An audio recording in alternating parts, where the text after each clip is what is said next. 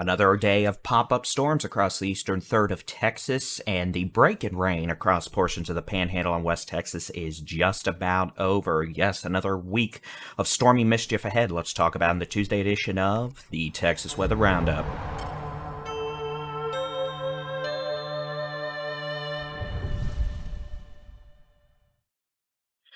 Good morning. It is Tuesday, the 30th of May, 2023. I'm Baldyinchief David Reimer, and yes, we do have another afternoon of pop-up showers and storms across the eastern third of Texas. Probably a bit less numerous than what we saw yesterday, but still capable of producing cloud-to-ground lightning, a lot of it at that, in addition to locally heavy rainfall. Not expecting a whole lot of severe weather, if any, with that, although gusty winds certainly a possibility, and perhaps a couple of storms in the Panhandle tonight with strong winds and hail.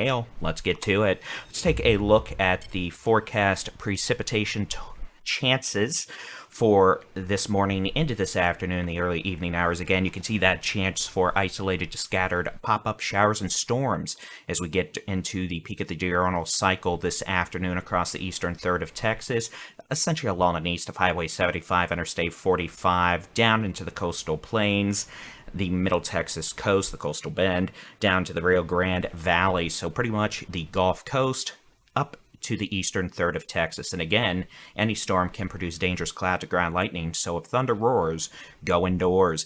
A outside chance for a shower or storm in the Davis Mountains this afternoon, and then you'll see we're starting to reintroduce some precipitation chances to the Texas Panhandle and West Texas, although it does look likely we're going to stay quiet there through dinner time. However, as we head into this evening and late tonight, we could see one, maybe two complexes of thunderstorms move southeast out of Colorado and Oklahoma into the Texas Panhandle. Highest chance is going to be along and north of Interstate 40, and if we do have those storms tonight, the potential for damaging straight-line winds of 60 to 75 miles an hour, pocket change size hail, and heavy rainfall that could cause some localized flooding. Taking a look at the North American model, it outputs a scenario that could occur.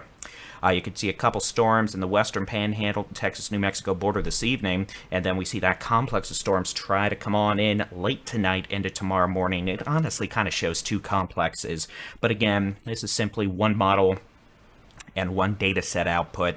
Whether or not this is exactly what unfolds is still to be determined, but again, after at least one day of somewhat quiet weather across the Panhandle, West Texas, New Mexico border, we're going to start getting back into it with these daily chances for thunderstorms. All right, as we head into Wednesday, the chance for scattered severe thunderstorms returns to a good chunk of the Texas Panhandle, portions of West Texas, essentially along and west of a line from, let's just say Andrews to Lubbock, up towards McLean, and then up towards Spearman. Just west of Canadian, the best chance for scattered severe storms. We could have large hail, perhaps very large hail, and damaging straight-line winds of 60 to 75 miles an hour. A tornado not out of the question, although it is unlikely we see a repeat of a couple days ago where we had northwest moving storms, anticyclonic supercells at that, which are more common in the southern hemisphere, dropping tornadoes. That was a bit of a rarity, and we're probably not going to see that again, but we will have to keep an eye out for any outflow boundaries tomorrow left over from these storms tonight into tomorrow morning, and those could provide enhanced corridors of thunderstorm potential, maybe a bit of low-level vorticity enhancement that could locally increase the chance of a brief tornado. Same scenario would occur tomorrow afternoon. Scattered severe storms, eastern New Mexico, moving into portions of the Panhandle, West Texas. Maybe another complex of storms tomorrow night. And again, large hail, damaging winds, heavy rainfall, the potential very low for a tornado. We'll get more detailed about that once we get past today's round of storms and see how that leaves us for tomorrow. And then for giggles, here is Thursday, the 1st of June.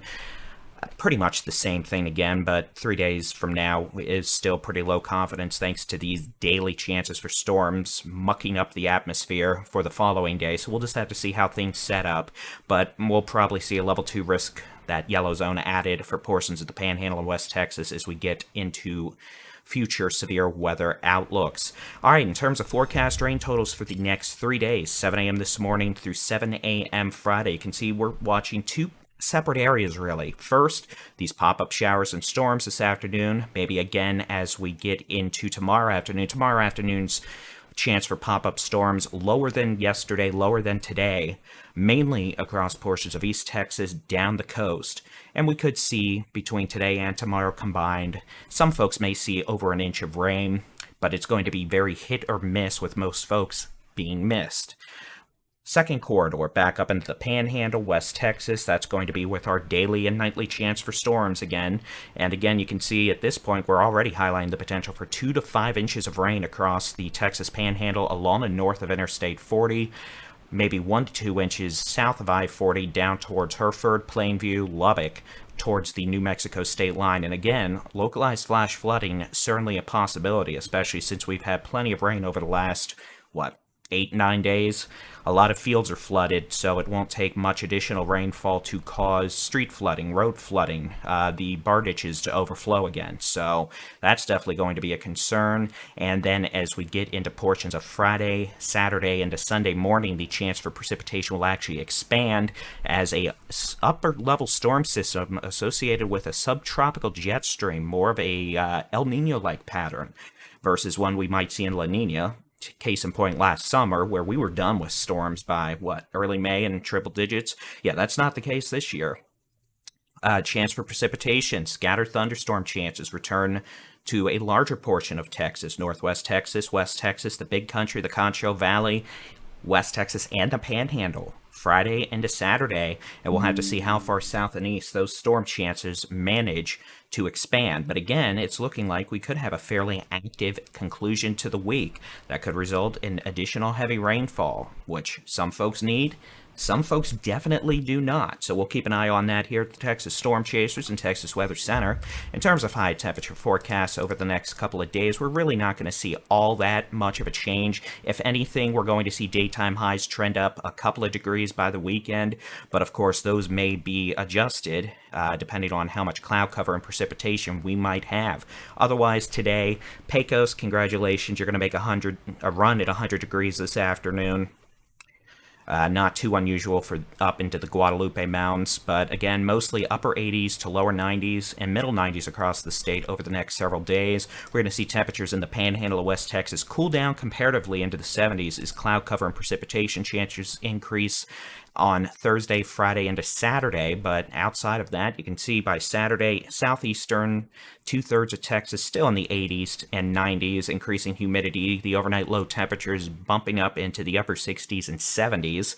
And then in the Panhandle of West Texas, not much of a temperature or a diurnal temperature swing thanks to those precipitation chances and cloud cover.